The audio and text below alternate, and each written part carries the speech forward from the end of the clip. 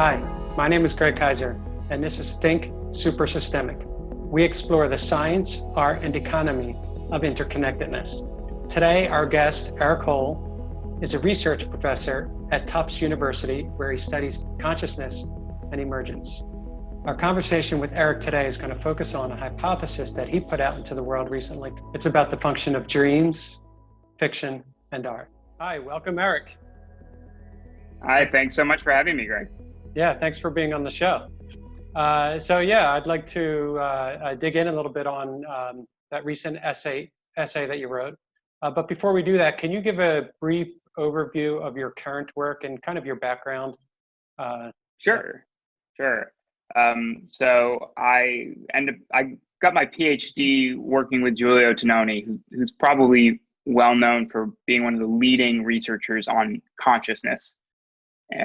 The goal of that field is to figure out how it is that the brain can generate subjective, private experiences, the sort of experiences that we all go through every day, while being a physical, mass of quarks moving around that kind of looks a lot like a big cauliflower. And so I found that scientific mystery, to be very enticing. So I went to go work with Giulio, and I ended up getting my PhD in neuroscience from the University of Wisconsin-Madison. And then I went on to work for a postdoc for Rafael Yusta at Columbia University. And now I'm at Tufts, where I'm a research professor, which means that I don't teach any courses, but I get to do research. So it's a fun position. And a lot of my research still involves consciousness, but I also developed a lot of interest in figuring out ways to formally and quantitatively understand phenomena like emergence and like causation, as I think that these are things fundamental, and then we might need to kind of understand them in order to understand consciousness. Sure. And then kind of another aspect of my work is that when I was very young, I grew up in an independent bookstore that my mother owned up on the East Coast. So I grew up there reading and eventually selling books. And one might naturally want to be, from growing up in a bookstore, I wanted to be a writer. I thought that that's kind of where all the cultural action was, right?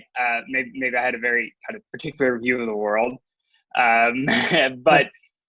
I always wanted to be a writer. And so my first, I've been kind of publishing short stories and essays, some of which are more nonfiction and some of which are more on the humanities side. And I have my first novel coming out.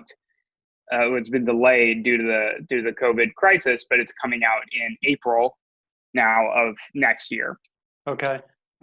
So that's and just one reason why I kind of brought up that side of my professional life is that I think some of the things we're going to talk about today draw from both, and so that's a place I'm very happy to be in, which is that I get to talk both about fiction and about neuroscience and about consciousness, and so Sure. So just to set the tone, your essay that you wrote recently covered dreams, fiction, and art. So kind of like dreams, then fiction, then art.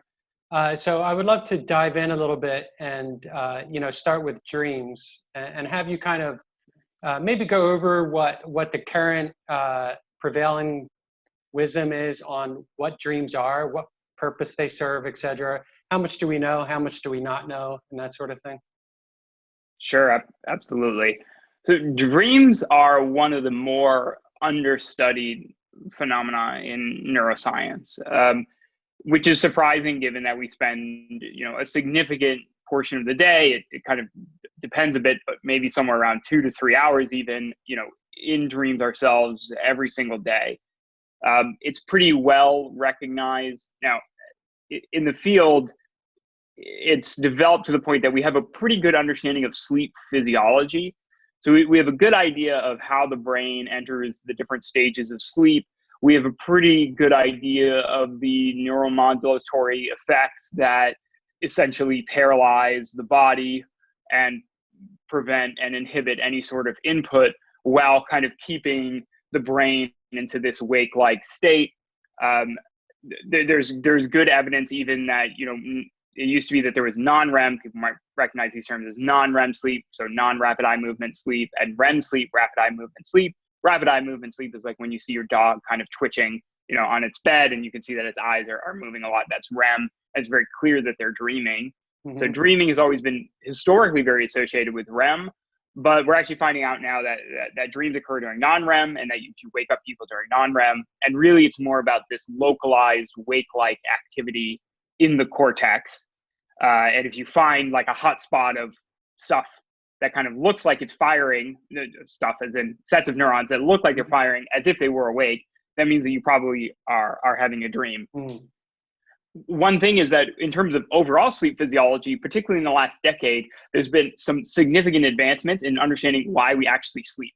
Because of course, there's always been this kind of null hypothesis sitting in the background, which is that we don't really sleep for any particular good reason, right? Like maybe it's kind of an evolutionary kludge.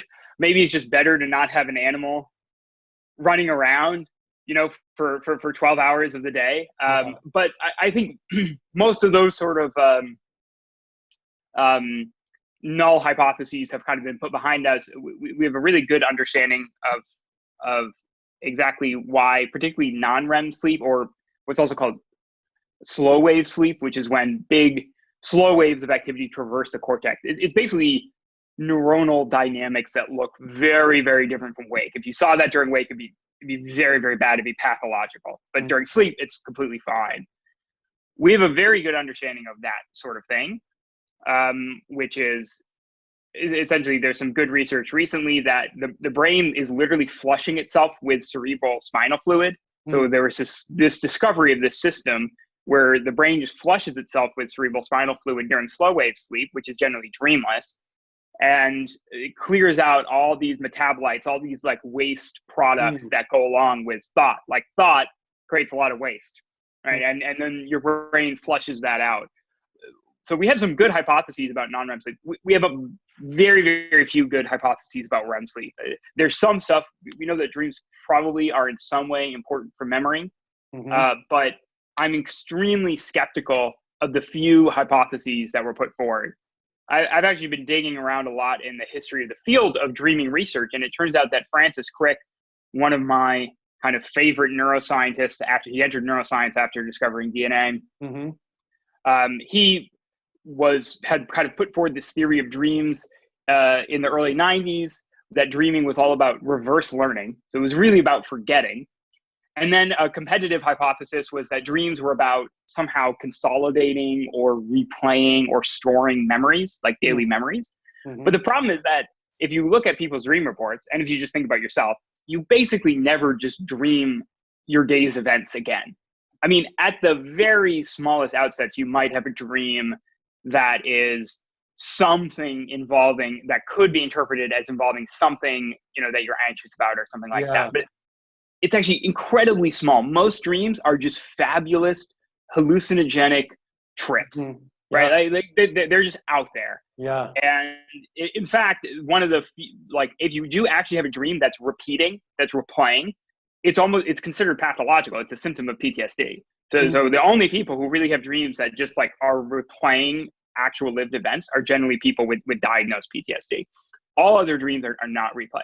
So then the question is, the hypothesis that dreams are somehow replaying or storing memory just seems, on the face of it, that's not what dreams are doing. So I wanted to come up with a hypothesis that would respect the phenomenology of dreams, of what dreams are actually like. And I didn't really see that in neuroscience. So I've slowly been kind of developing something. And I think that if you come up with a theory of dreams, you actually, a reason why you would have evolved fictions, right? Like think about it. It's very strange. Why would you have evolved from a biological perspective, a time in which the organism spends a great deal of time just hallucinating stuff that never happened? So that seems very strange. And I think you could put the problem, maybe not the problem, but the issue of humans and their insatiable appetite for fictions So TV shows, novels, movies, right? Like all these things that people spend an ungodly amount of time on, probably more than we would ever want to admit to anyone else, right? Why, right? Because those are things that never happen. They're lies. So why are we attracted to them? And I think that if you can solve the first question and come up with a reason why there is a good biological function for dreams, you can come up with a reason why humans love fiction and why maybe we love art in general. And that is a bit more grounded than these and maybe slightly more reductive, but still I think quite kind of well backed up, rather than kind of constantly having to refer to stuff outside of science or outside of evolution about why we would like these things. And I think that that's a kind of a weaker position. Got it. So just to hone in on what your perspective on the function of dreams, I read that article. I don't know if that article was the first time you publicly spoke about it, but it was. Okay. Yeah, I found that very interesting. So I would love to have you kind of expand upon what you went into in that article. Sure. So one of the things that I've been kind of dwelling on and thinking about is exactly this intersection between dreams and fiction. And again, I think if you can explain one, you can kind of explain the other. So the goal is to establish a theory of dreams wherein the dreams themselves, in other words, the hallucinogenic, fabulous lies that you experience every night, have a functional purpose that's somehow very positive for your brain. And we know that sleep is involved in learning, but that's a very rough hypothesis, right? It's like sleep is important for learning. It's like, okay, but how and why, right? Because you're not learning, obviously, when you're asleep. And my theory kind of draws from a very recent field, which is that of deep learning. And deep learning really only takes off after about 2008. Like most people, it's an incredibly small subfield of people interested in that sort of thing before that. And then, of course, deep neural networks began to beat humans and reach human level performance at various tasks. And they've done so more and more and more to a larger variety of tasks. And what's very interesting about this field is that neuroscience has kind of ignored it, which I think is a huge mistake. I think it's the most interesting thing to happen in neuroscience in a very, very long time, like since the invention, certainly of fMRI or neuroimaging. And that's because if you look at how these deep neural networks develop, they develop representational and functional properties that look a lot like the brain. So there's these things called grid cells in the hippocampus in like mice and rats, and it's kind of where keeping track of where they are, and you can kind of identify grid cells in using electrophysiology and using these kind of other neuroimaging techniques. You can find grid cells in deep neural networks that are trained on navigating mazes. So you get very similar kind of properties as these things develop. And of course, the original inspiration for deep learning is the brain. So this is kind of historically unsurprising.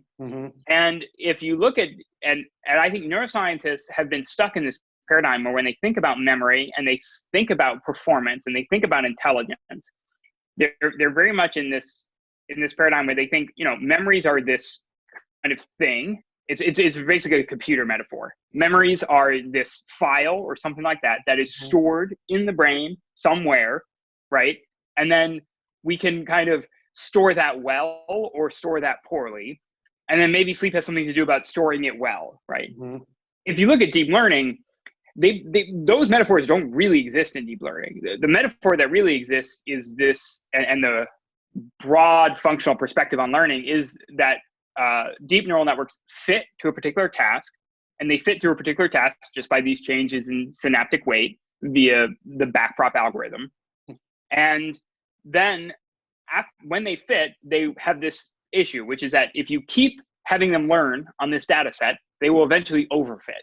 And what that means is that they will get so good at this task that they're training them to do. Maybe it's training on a particular chest opening. Maybe it's like identifying cat versus dog images.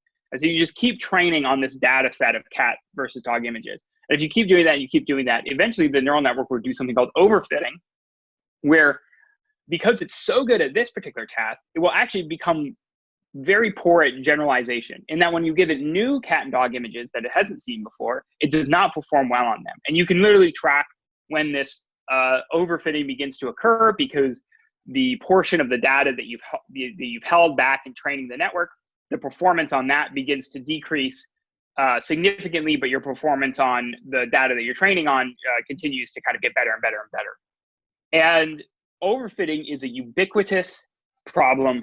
All artificial neural networks face this issue. Mm-hmm. So it seems like this really deep fundamental thing. When I'm learning something, mm-hmm. I can learn it. But if I'm basically just memorizing it, I'm learning it too well, and I want to actually be able to generalize from it.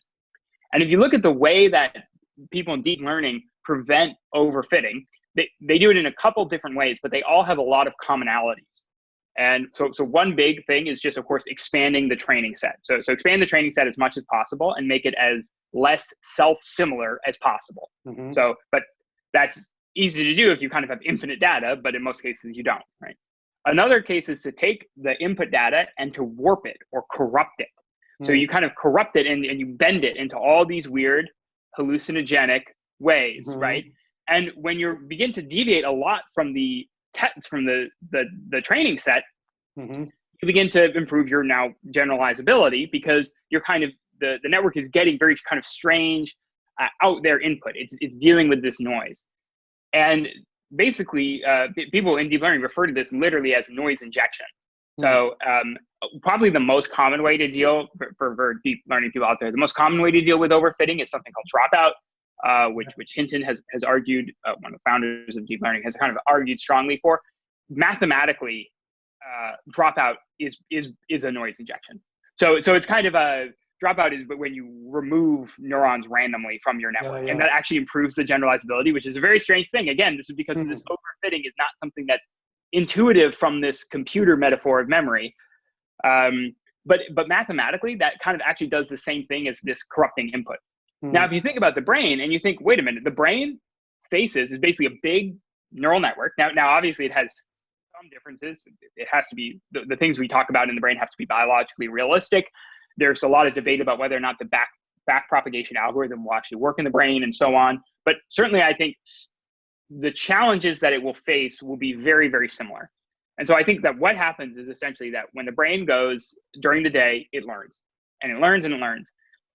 But it faces this problem, which is that actually most organisms' days, not just humans' days, but most organisms' days are pretty self-similar. Like mm-hmm. they're pretty boring, right? Like in the end, right?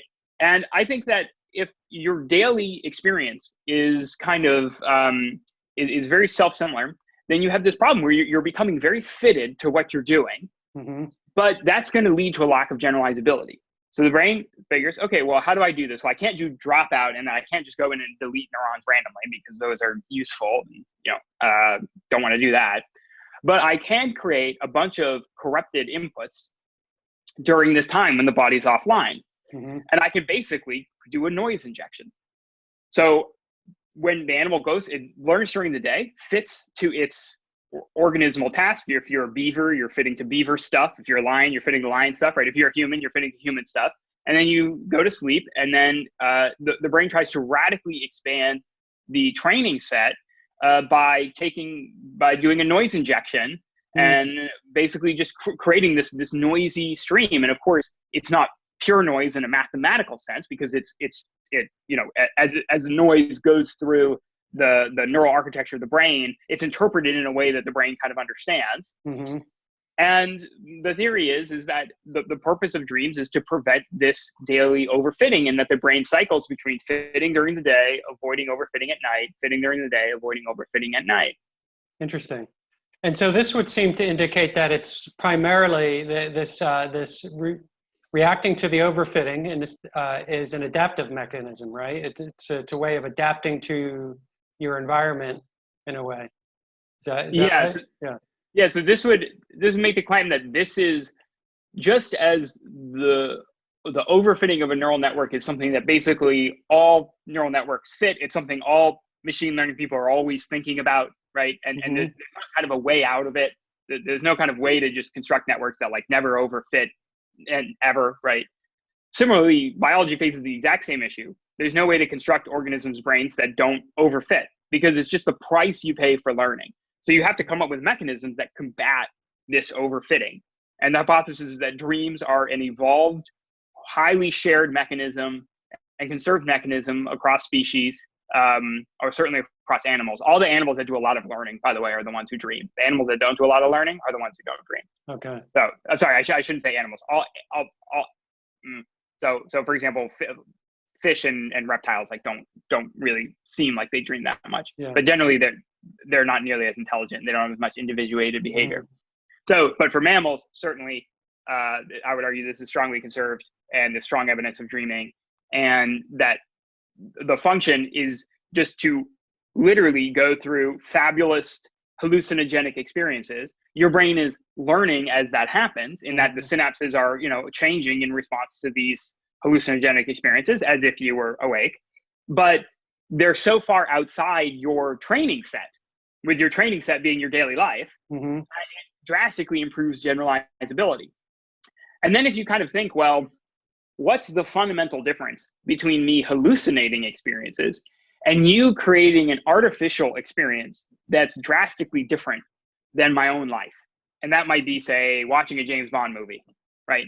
So obviously, humans love fictions for all sorts of reasons, right? So we love fictions because they're violent and they're sexy and they have to do with all the stuff, that we don't get as much of in real life. They're kind of like this is like the cheesecake hypothesis, right? Of Steven Pinker that he wrote about, which I think he said music is like cheesecake, right? So it's like music is basically like, why do we like music? It's like saying, why do we like cheesecake? It's like, well, of course we like cheesecake. It's something that would never naturally exist, but it's all like the stuff that we want in it. Yeah. But what I was, but I really didn't see strong scientific arguments for the purpose of art or fictions that had anything to do about their biological function. In other words, if you take a very kind of reductionist scientific view and you kind of throw out all like what might be called the higher reasons for art, like spirituality, culture, like that sort of thing, you kind of put that to the side.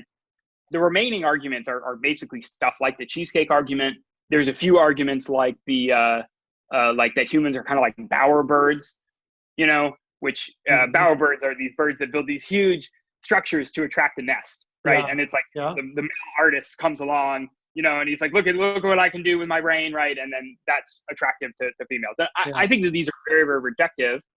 And I wanted to offer a scientific theory of a purpose for fiction that was not as reductive, that was kind of somewhere in between, where I didn't have to refer to very, very kind of high level reasons, but I could still refer to biological reasons, but that was not nearly as reductive. And I think this thing that fictions are basically artificial dreams, and that we have this dream drive to improve our generalizability by experiencing stuff that's strongly outside of our daily experience, our training set.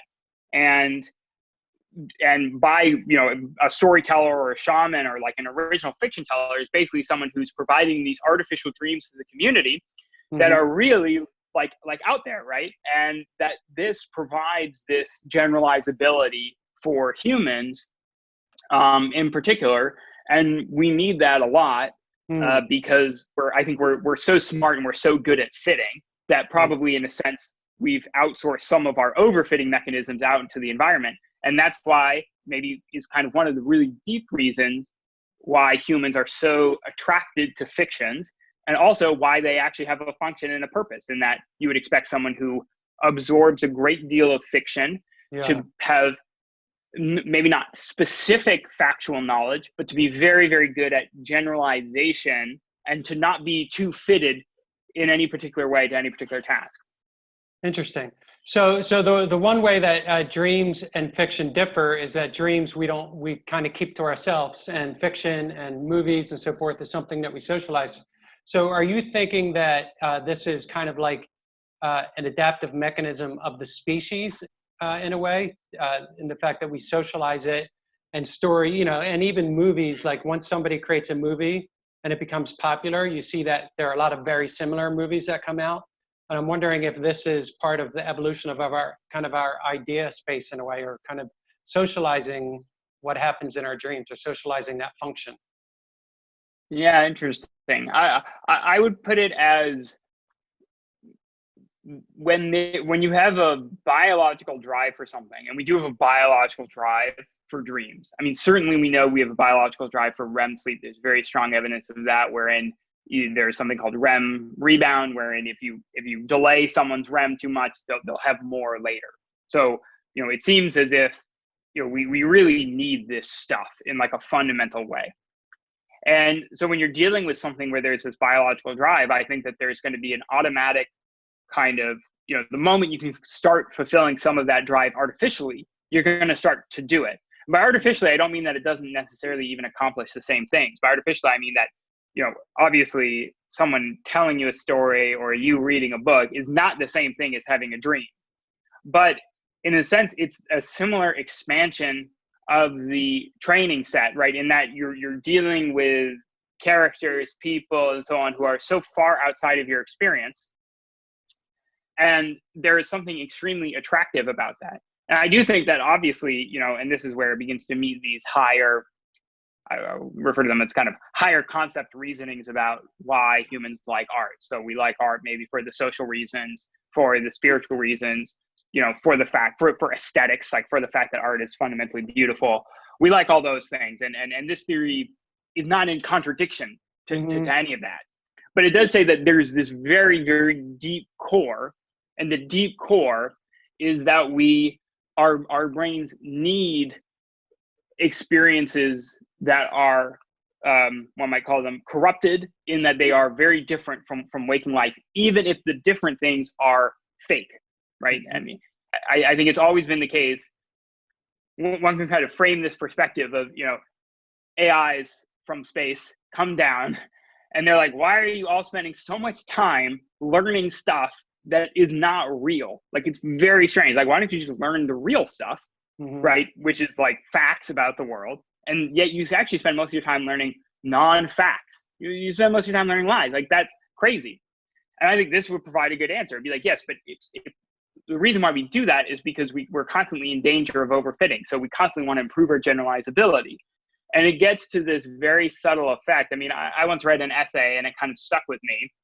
And I've forgotten everything else about this essay, except this person's kind of, maybe it was Tim Parks, in like the London Review of Books or something like that. But it was kind of this pessimistic, like, well, I've read Moby Dick, but I don't remember anything about Moby Dick.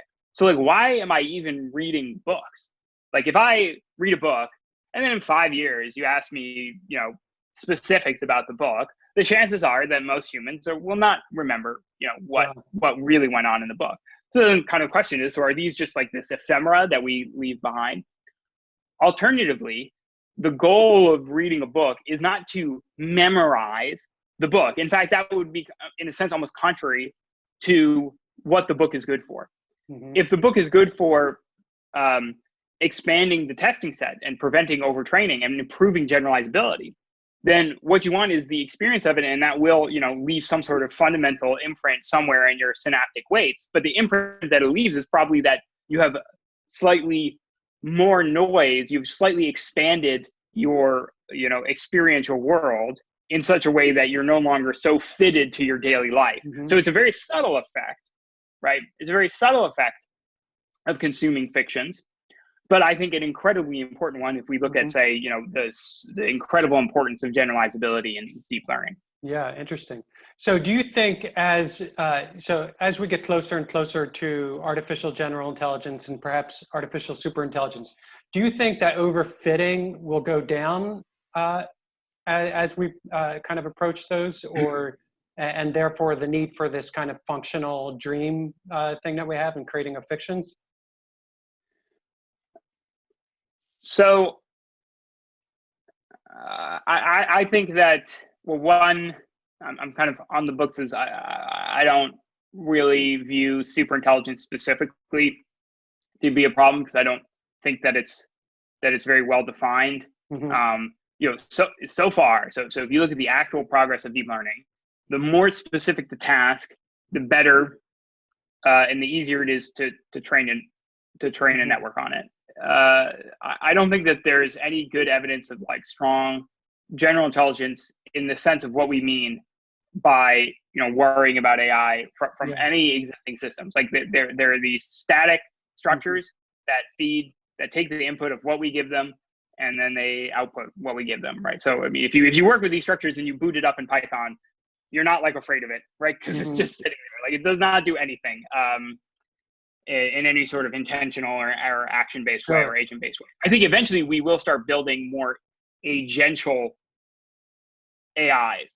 I think that agential AIs will need something kind of on top of deep learning. They'll need some sort of fundamental structure about drives and stuff like that. Okay. I would say that I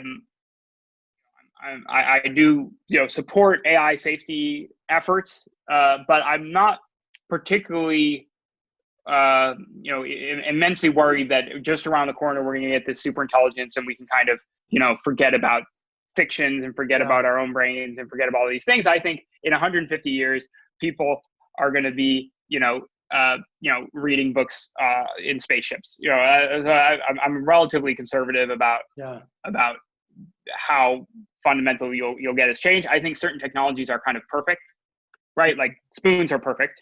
Yeah. Right. Like you invent the spoon, it's over, right? Like you're done. You're done. Yeah. You have the spoon, it's over. So I think that there are certain technologies that are pretty perfect. I think that we've already, I think that, novels are pretty much perfect. It's very hard to replace them. I think movies are pretty much perfect. I think it's going to be very hard to replace those. I think probably, we'll have new art in the form of VR, but I actually don't think it will replace, if you've ever played a VR game or something like that, I don't think it will replace the other ones. I think it'll be kind of its own thing.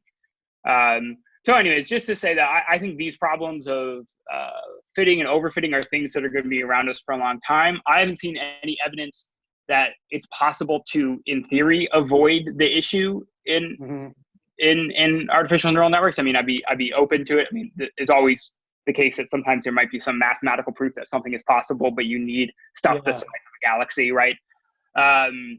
But yeah, I think these issues are going to be with us for a very, very long time. Okay, interesting.